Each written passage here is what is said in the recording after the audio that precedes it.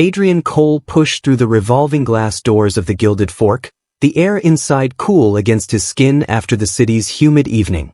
At 40, he carried the weight of a billionaire CEO with a quiet grace, his presence commanding yet unassuming.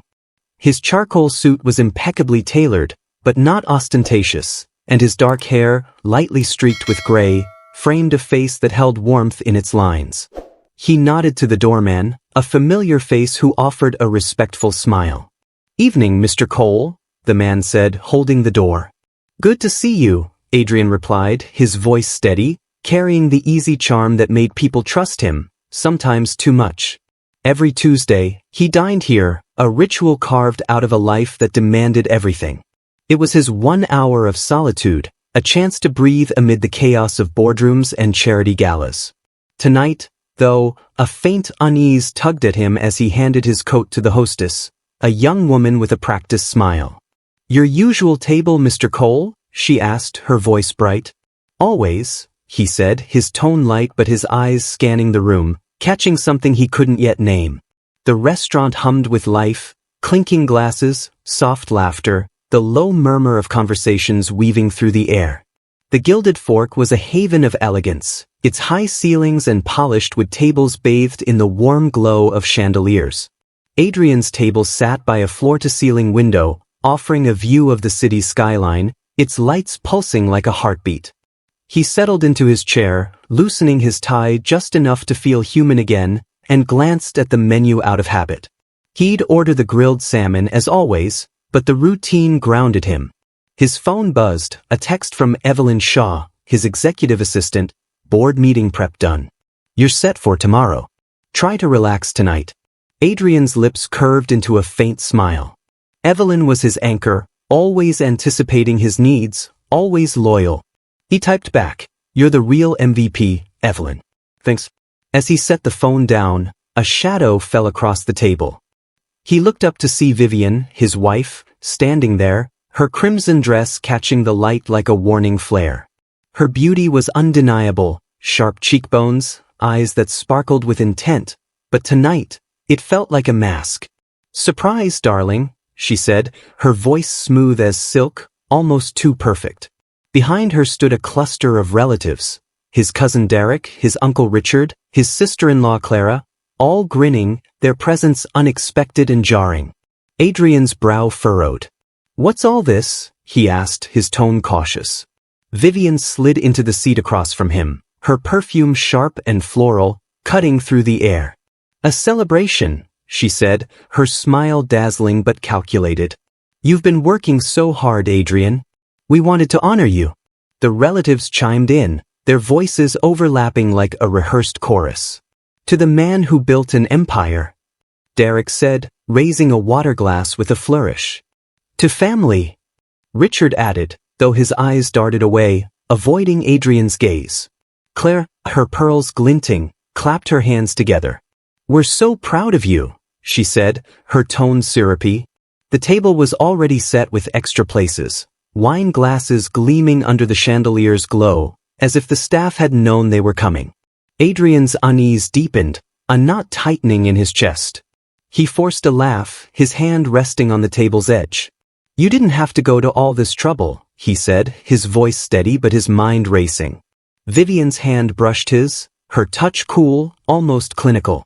"Oh, but we did," she murmured, her eyes locking onto his with an intensity that felt less like love and more like strategy. At the edge of the group, Marcus Vera leaned back in his chair, his sharp features softened by a practiced smile. A business rival turned supposed ally, his presence here was a red flag. "To Adrian," Marcus said, lifting his glass, "the man who makes us all look bad." The table erupted in laughter, but Adrian caught a flicker in Marcus's eyes, something cold, predatory. The meal began, plates arriving with the precision of a well-oiled machine. Waiters moved like shadows, setting down appetizers, seared scallops, delicate salads, while Vivian played her part flawlessly.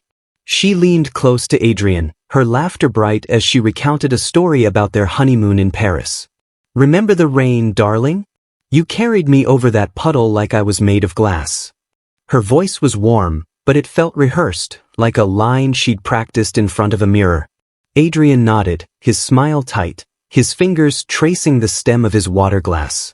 Her affection was too polished, too perfect, and it gnawed at him.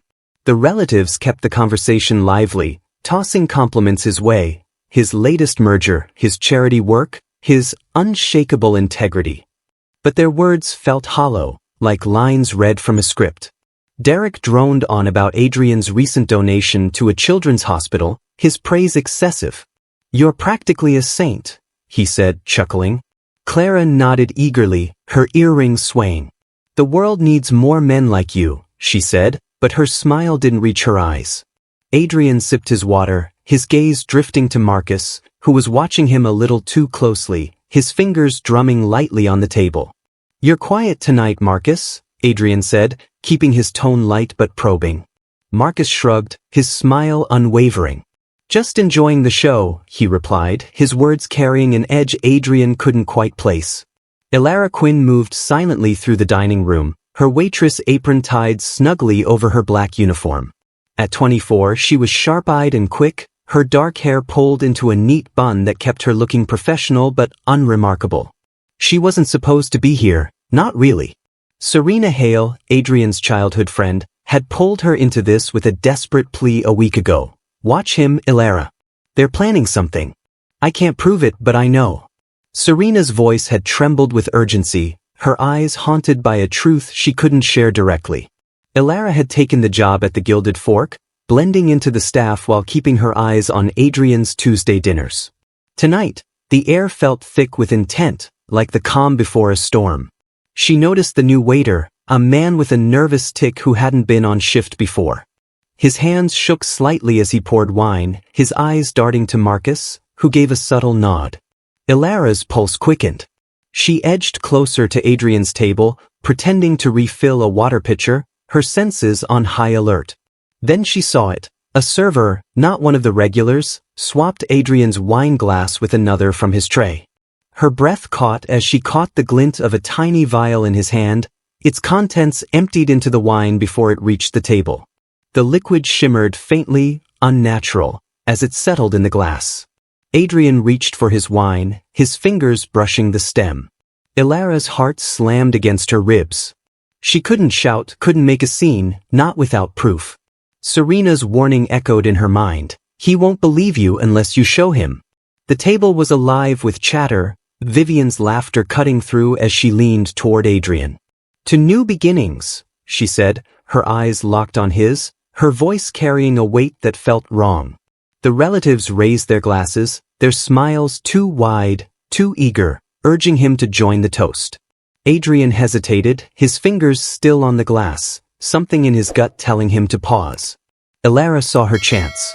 She moved closer, her tray of cutlery a flimsy excuse, her hands trembling as she adjusted the napkin beside his plate. As she did, she slipped a folded note beneath his fingers, her breath catching as she whispered, "Read it." Adrian's eyes flicked to her, confusion flashing across his face, but he didn't pull away. He unfolded the napkin, his movements slow, deliberate, shielding it from the others.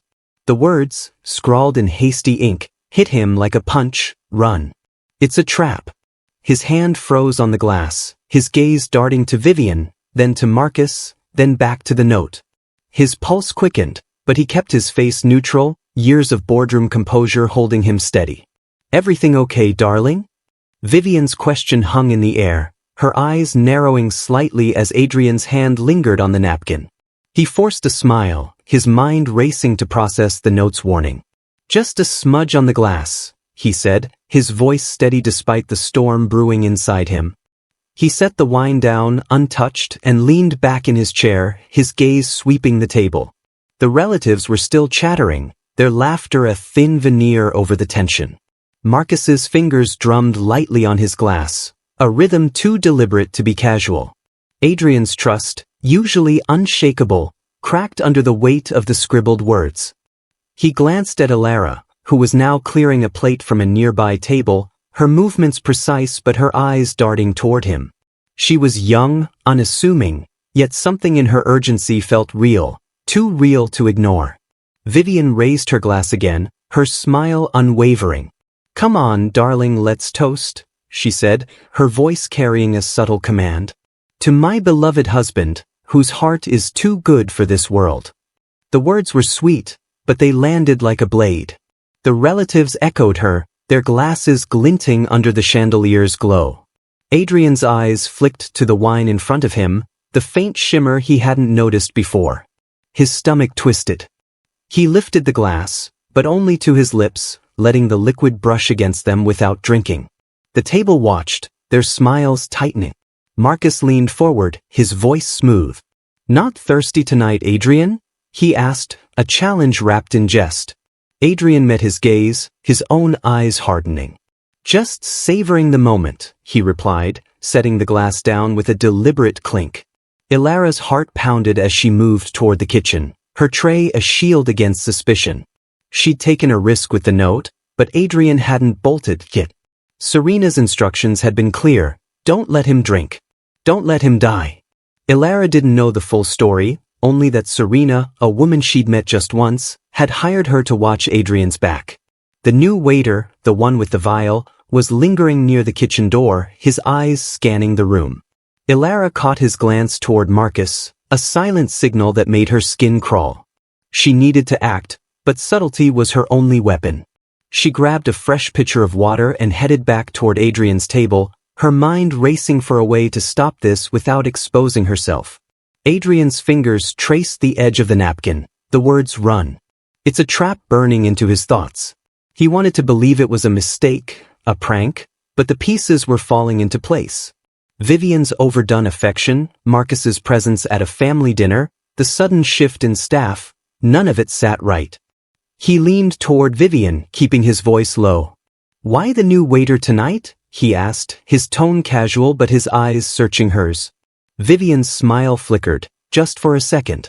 "Oh, you know how restaurants are," she said, waving a hand. "Always rotating staff." But her laugh was too sharp, too quick. Adrian's cousin Derek jumped in, too eagerly. "Yeah, probably just a scheduling mix-up," he said, his voice loud enough to draw eyes. Adrian didn't buy it. He glanced at the new waiter, who was now hovering near the table, his hands fidgeting with a tray. Ilara saw her chance. She approached the table, her pitcher of water held high, and accidentally stumbled as she passed Adrian's chair. Her elbow caught the edge of his wine glass, sending it tumbling to the floor. Crimson liquid splashed across the carpet, soaking into the fibers like blood. The room froze, every head turning toward the crash. Ilara gasped, her apology tumbling out. "Oh, I'm so sorry, Mr. Cole. I'll get that cleaned up right away." She dropped to her knees, dabbing at the spill with a cloth, her eyes meeting Adrian's for a fleeting moment. His expression was unreadable, but his hand tightened around the napkin. Marcus's jaw clenched, his fingers stilling on his glass. Vivian's laugh cut through the silence, brittle and forced. "Clumsy girl," she said, her tone dripping with disdain. "No harm done," Adrian said quickly, his voice calm but his gaze locked on Ilara. "Just bring another glass." The tension at the table thickened, the relatives' smiles faltering. Adrian's sister-in-law, Clara, tried to lighten the mood, launching into a story about a recent gala, but her words felt hollow, a distraction. Adrian wasn't listening. He leaned forward, his voice low but firm. "Why was my glass refilled, Vivian?" he asked, his eyes boring into hers. "No one else's was." The question landed like a stone in still water. Vivian blinked, her composure slipping. "What are you implying, darling?" she said, her voice tight. Marcus cut in, his tone smooth as oil. "You're reading too much into it, Adrian. It's just wine." But Adrian wasn't looking at Marcus.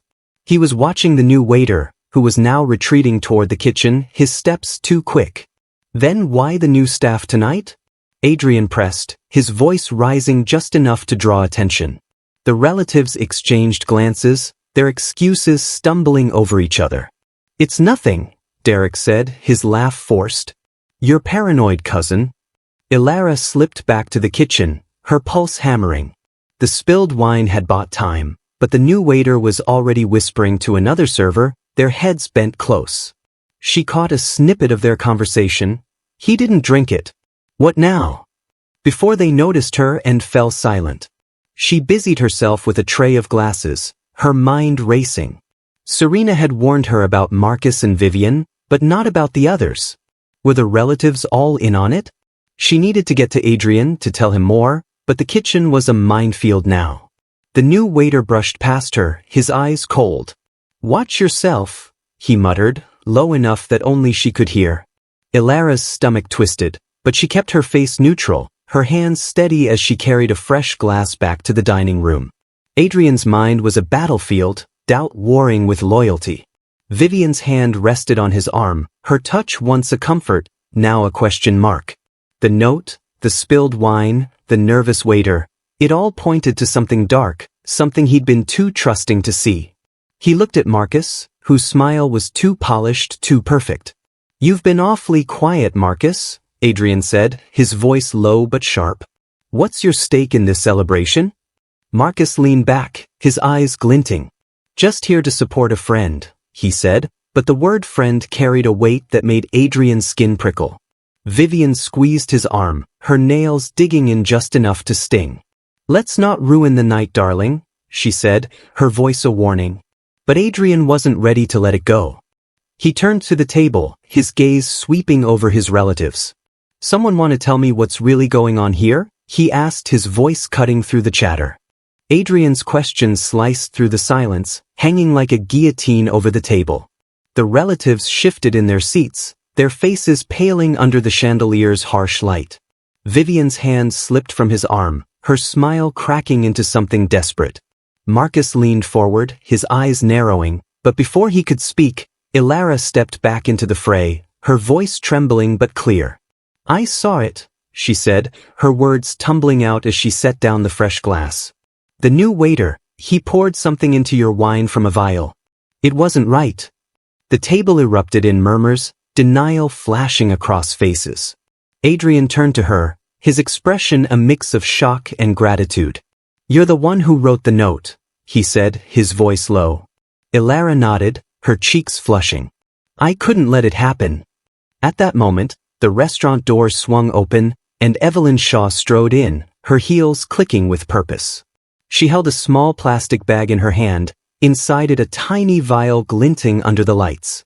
Earlier, right after Adrian had read the note and felt the first surge of doubt, he discreetly pulled out his phone under the table, his fingers tapping out a quick message to Evelyn, at the Gilded Fork.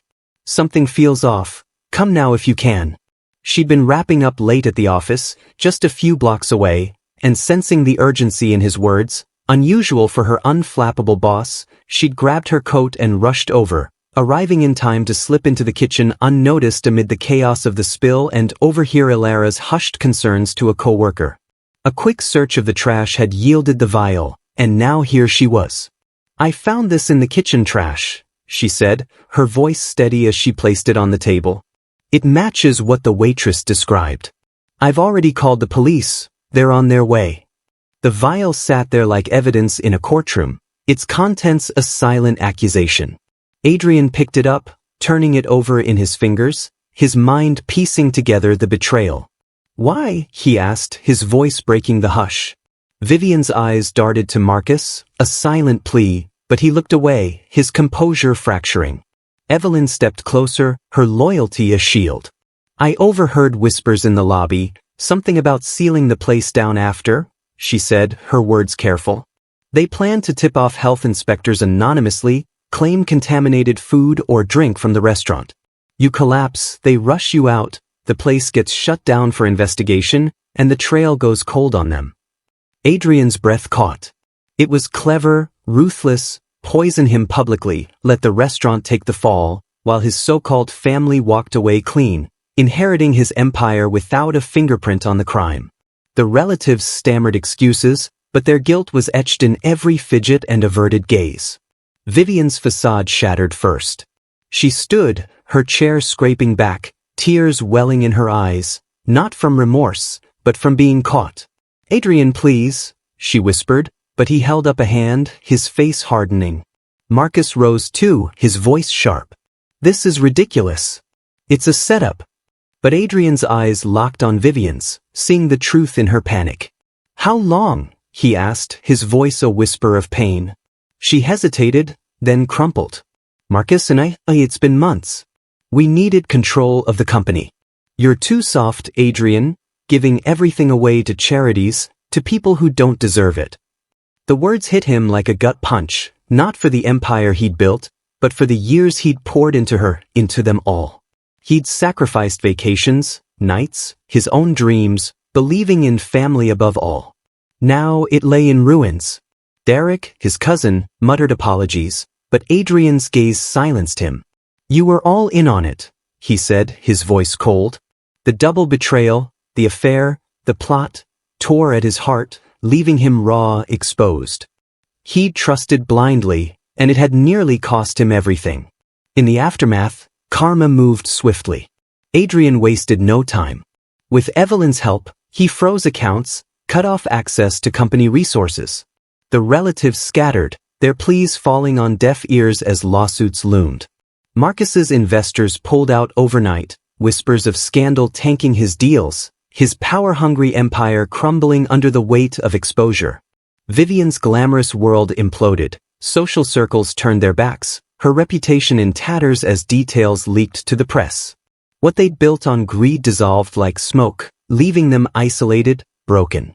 Adrian watched it unfold from his office, his kindness intact but his trust forever sharpened. He doubled down on his charity work, channeling the pain into purpose, but the scar remained, a reminder of how close he'd come to the edge. Serena Hale had always been the shadow in Adrian's life, her love unspoken since their childhood days racing through suburban streets. She'd watched him rise, marry Vivian, build his world, all while her feelings stayed hidden. When whispers of the affair and the plot reached her, Vivian and Marcus scheming in hushed tones, she knew Adrian's trusting heart would blind him. She couldn't warn him directly, he'd dismiss it as jealousy. So she hired Elara, planting her at the restaurant with instructions to watch, to act if needed. Serena stayed in the background, her protection a quiet vigil, her heart aching with every risk. Adrian found Elara later that night, after the police had cleared the scene, statements taken, the vial secured as evidence. The restaurant was nearly empty, its usual hum replaced by an eerie calm. He pulled her aside near the bar, his voice soft with gratitude. Why risk everything for me? He asked, searching her face. Elara hesitated, her bravery fading into something quieter. Because someone has always loved you, she said, her words barely above a whisper. Adrian's breath caught, a name forming on his lips. Serena, he murmured, realization dawning. Elara gave a small nod, her eyes kind but guarded. She didn't want you to know it was her. Not yet. Adrian turned, scanning the room, but Serena was gone, slipping into the night like a shadow that had always been there, just out of reach. In the weeks that followed, Adrian threw himself into finding her. He called old numbers, tracked down mutual friends, even visited the park where they'd played as kids, hoping for a trace of her. Each dead end stung, but it also fueled a quiet hope in his chest. Serena had saved him, not for recognition, but because her love was the kind that didn't ask for anything in return. Sitting in his office one evening, staring at a photo of them as teenagers, her laughing, him tugging her braid, he whispered to himself, I'll find you, Serena. I know I will. Somewhere out there, he believed she was waiting, and that belief kept him searching, a spark of hope that promised they'd meet again. Adrian's story leaves us with a bittersweet truth. Trust can be a fragile thing, but kindness, even when betrayed, has a way of enduring. His search for Serena, the quiet guardian who saved him, holds a flicker of hope, a promise that loyalty and love, however hidden, can spark transformation. As he moves forward, carrying the weight of betrayal but also the strength of those who stood by him, we're left wondering, will he find her? Will their paths cross again? From where you are watching, Adrian's journey reminds us to cherish the unseen heroes in our own lives, those who act without seeking the spotlight.